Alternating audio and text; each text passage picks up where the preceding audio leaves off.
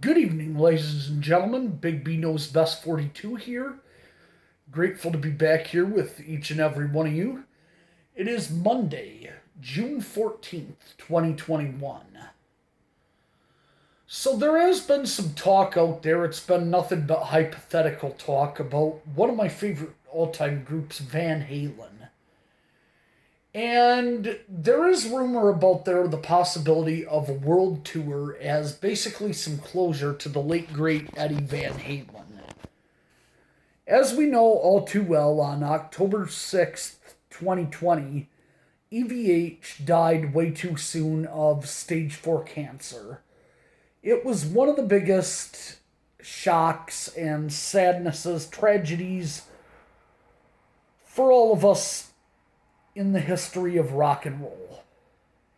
There have been some great losses in the rock and roll world, especially in the last 5 to 10 years, with some of those greats who are aging and have passed on, gone to rock and roll heaven.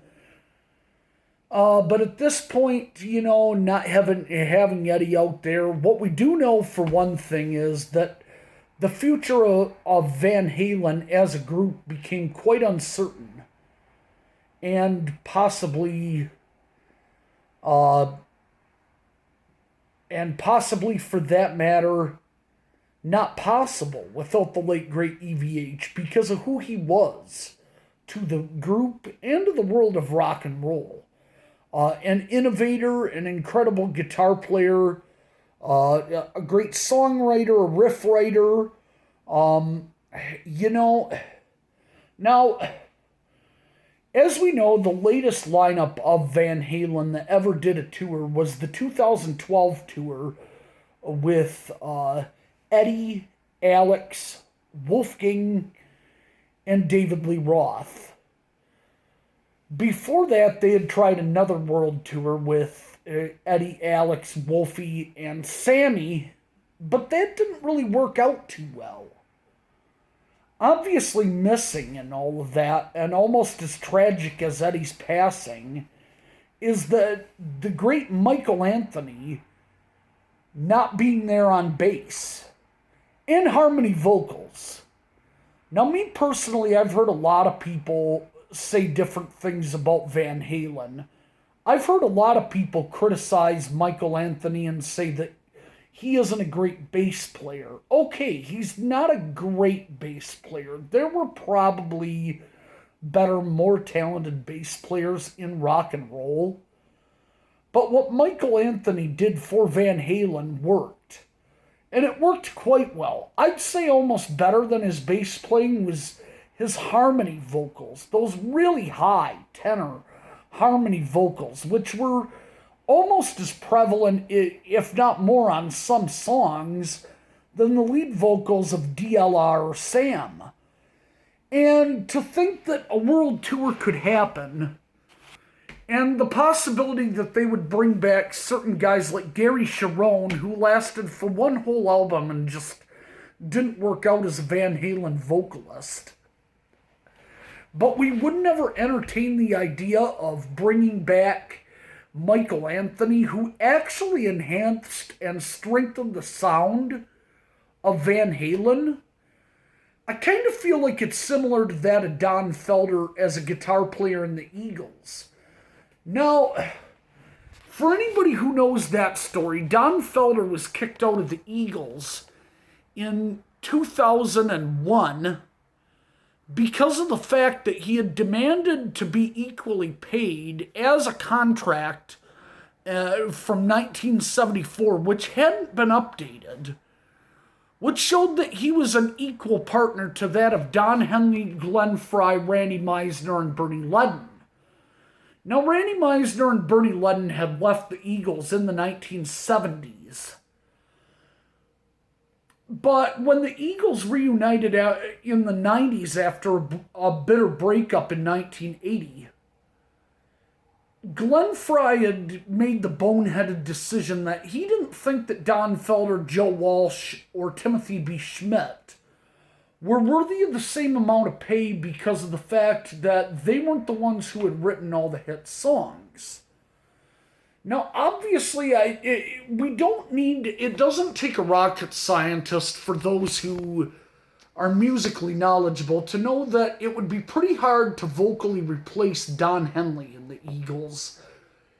It would almost be equally hard to replace Glenn Frey just because of how influential he was in starting the Eagles and getting them to where they got creatively. Glenn Frey was the first Eagle to pass away. He passed away at age 67 in 2016. Not that I'm exactly sad to have seen Glenn pass away. Glenn was a piece of shit. He shit on his bandmates, and I hope, quite frankly, I'll say this on live social media, Glenn, I hope you're the most miserable son of a bitch in your last days on earth, you piece of shit. But I will say this. Creatively and musically, Glenn Frey meant a lot to the musical world of the Eagles. He created and wrote a lot of great lyrics and a lot of great songs. And when he passed away in 2016, Don Henley said, we're 70-year-old guys now. We're not in our 40s anymore like we were when we got back together in 1994, and it's pretty hard to do it without Glenn. Then a year goes by, and they got back together in about the only way that you could have Eagles Part 3, and that was to bring out Glenn's son Deacon, who was in his mid-20s at the time and strikingly resembles how Glenn looked in the mid-1970s with the long black hair, the porn mustache, and the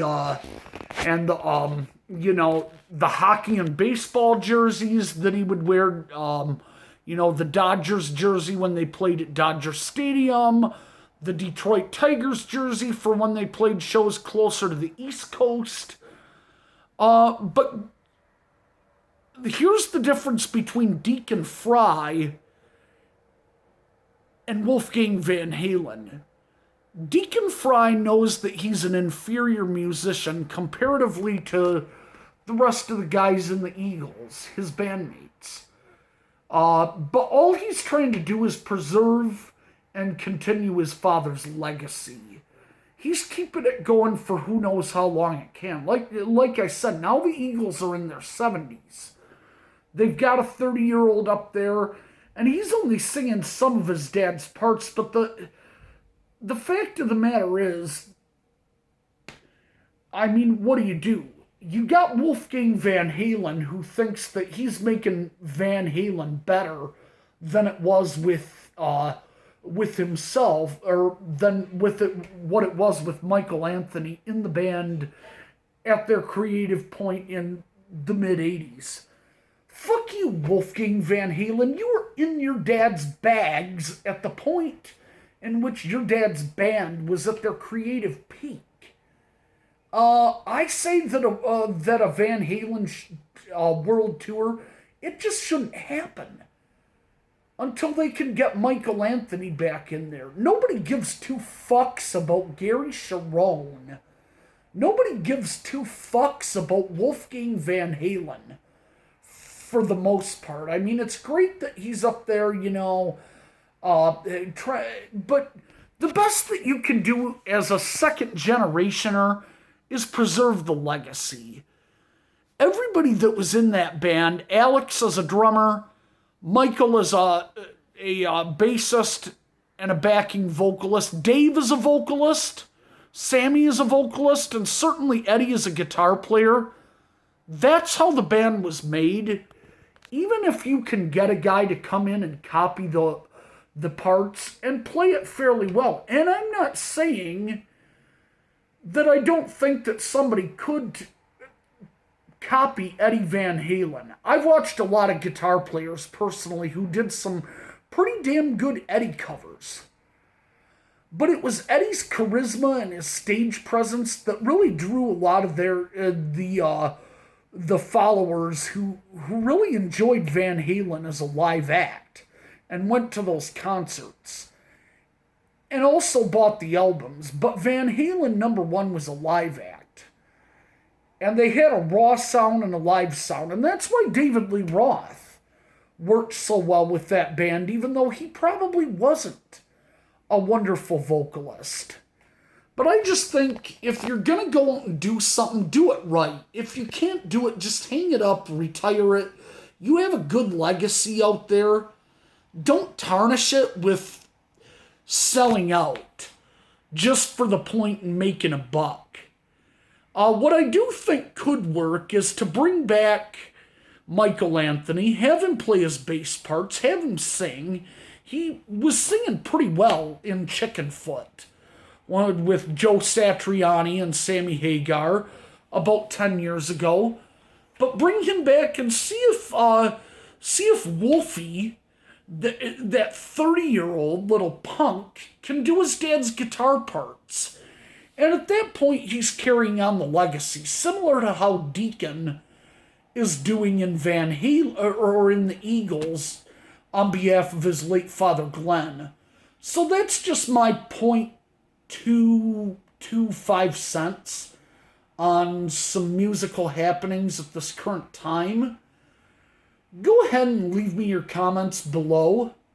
Let me know how you feel about some of the things I've said, and see if maybe these guys don't listen to their fans a little bit. I don't know that they will, but I'd like to think that there would be some, they would want to not compromise the purity and the integrity of the music and look to the guys who actually wrote the music. And, it just kind of hurts seeing how much some of these guys have let egos get in the way. And the fact that you would think, based on knowing who David Lee Roth was, Eddie Van Halen was on speaking terms with Dave as of his death, as of last fall. He wasn't really on good terms with Sammy, and they hadn't even considered speaking to Michael, which is confusing, knowing that David Lee Roth hasn't always been the nicest guy or the easiest guy to want to have in a room. But nonetheless, they were making it work, and they made a world tour work 8 years ago for about a year, and it did well. They just didn't want to go out and do a lot together. They just wanted to go out and reunite and see if they could, and they're at around 60 years old, try and go out and once again put some material together. And they did a good job of trying to make it sound like some of their classic albums, the first two albums, Fair Warning, Women and Children. And you really felt like, wow, the Van Halen sound hasn't actually gone away. We hadn't heard it in a while, and it's coming back, and it has a good sound to it. It's legit. But I really think they could do that if they had the right people on the right parts. And I think if they had Michael Anthony back in the band where he belongs, it's not egregious to think that Van Halen could even come out and, have another good world tour and maybe even another album or even an EP. I just want to know what some of my fans would think about that one. So, that being said, hope you all have a great night, and if you like this channel, go ahead, hit that notification, ring the bell, subscribe, and hit that like button. Thanks a lot, everybody.